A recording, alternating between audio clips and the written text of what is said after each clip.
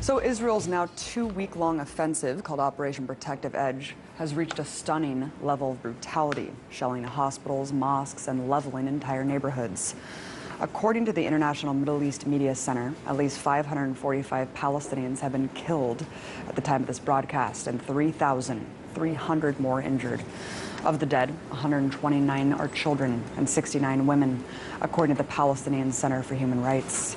Some disturbing developments over the last 24 hours include the surfacing of a video showing a civilian being killed by sniper fire who was trying to search for survivors among the ruins. And this morning, Al Jazeera reported that 2 precise and very deliberate shots were fired into their bureau, which is located in a residential neighborhood in Gaza. The warning shots came less than 24 hours after the Israeli foreign minister declared he was working to close down Al Jazeera in Israel. But this isn't the first time Israel has directly targeted journalists. In fact, in 2012, during Operation Pillar of Defense, the IDF admitted to deliberately bombing a building housing numerous foreign news agencies, including RT. The targeting of journalists is a war crime.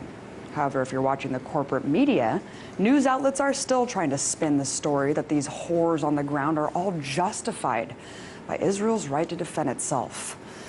Go to the Washington Post and see the headline that reads how Hamas uses its tunnels to kill and capture Israeli soldiers. I'll move on to Time, which says tunnel attacks have Israel on edge. And most disgracefully, an op-ed in the Huffington Post that reads the disgustingly predictable death game of Hamas.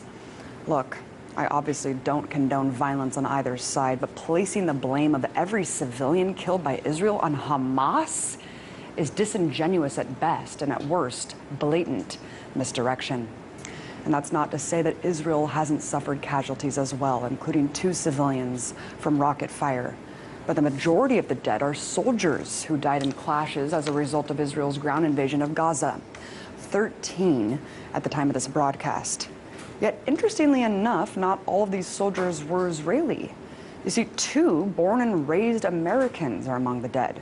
Americans who gave up their lives in San Fernando Valley, California, and South Pedro Island, Texas, to fight and ultimately die for the state of Israel. As strange as it may be for people to give up their lives to fight for a colonial army across the world, their story is far from unique. In fact, according to the IDF, in 2012, there were at least 5,500 so-called lone soldiers or non-Israeli citizens serving in the IDF, 2,000 of which are American.